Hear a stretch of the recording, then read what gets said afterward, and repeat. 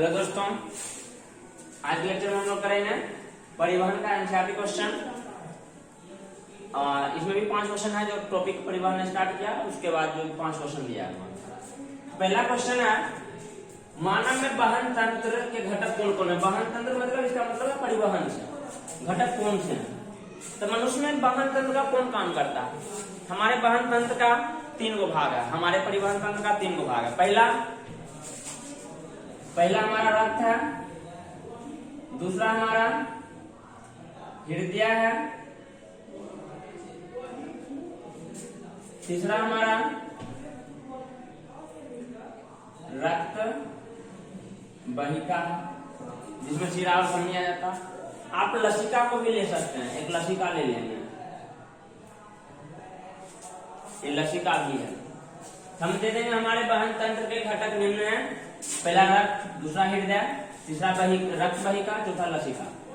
ठीक, अब बड़ा इन घटकों का कार्य लिखें। लिखेंगे रक्त का कार्य।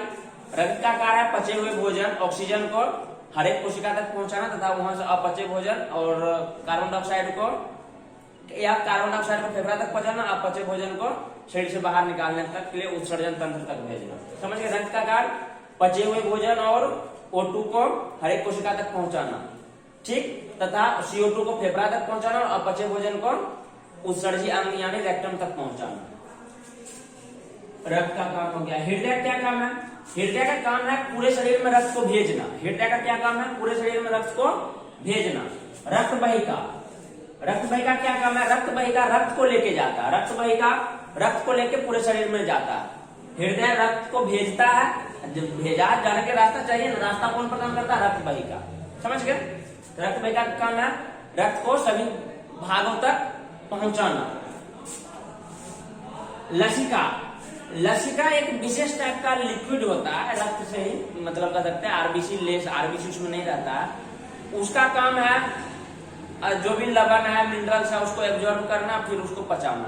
लसिका काम देंगे कि ये भी हमारा जो भी हमारे कोशिका से महत्वपूर्ण चीजें निकल जाता है, क्या मतलब कोशिका हमारा परागण झिल्ली से बना होता है ना, कुछ चीज निकल जाता है, वही मिलकर लसिका बनाता है। लेकिन लसिका से कोशिका से बाहर जो भी महत्वपूर्ण चीज जाता है, इसे पुनः उसे कोशिका में भेज देता है।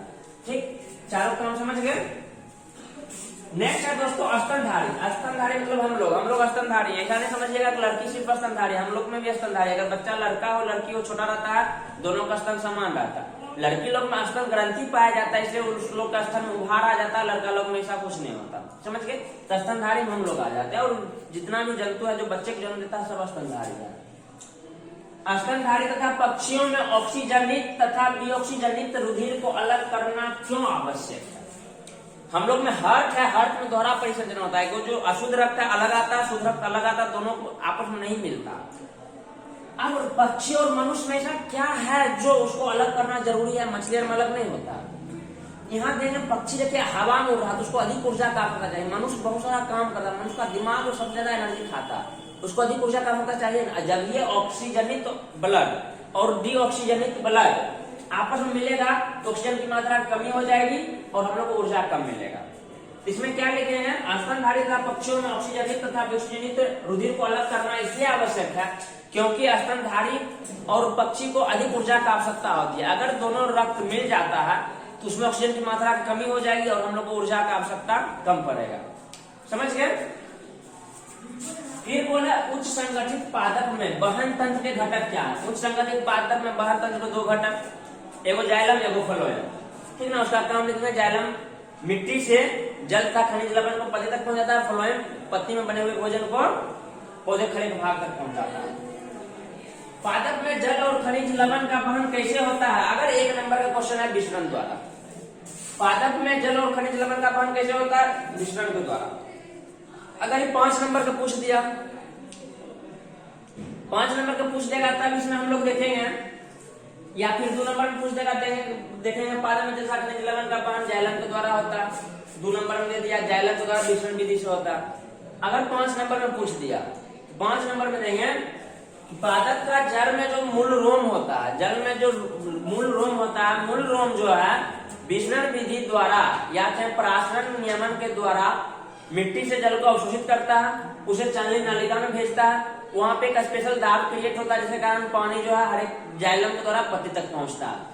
अब खनिज लवण कैसे होता है, वही लिखेंगे। जब मूल रोम जो होता है, मूल रोम में जल की सांद्रता बढ़ जाता है और मिट्टी में हमारा मिनरल्स है, खनिज लवण है ही, तो वहाँ एक आयन के रूप में हमारा खनिज लवण टूटता है। आयन रूप में टूटता है, आयन के रूप में ही हमारा जो है खनिज लवण पानी के साथ मिलकर जल में आता है, फिर वहां से जाइलम के द्वारा पत्ती तक पहुंचता है। समझ गए?